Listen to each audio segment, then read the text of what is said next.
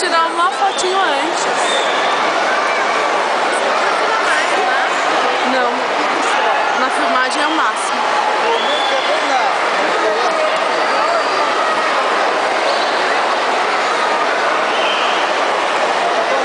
Podia tirar aquele cara com os cabelos de coisa aí, né? Da frente. Mas a frente reflete.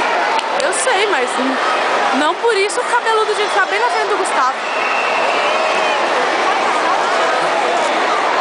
O moço da gravação! Eu sou a pessoa que quase não faz passar vergonha. Amor! O cabelo! O tufo. Se você quiser sair, esse te agradece. Ih, dá uma baixadinha. Vou dar filmagem. Acho que você devia até lá, o moço tá atrapalhando. Ah, até eu conseguir chegar lá. Ai, Aê! Pronto, já deu.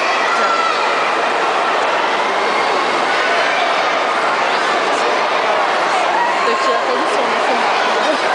Pô a musiquinha. Não vou pôr no YouTube e vou falar, nossa, que maloqueiro.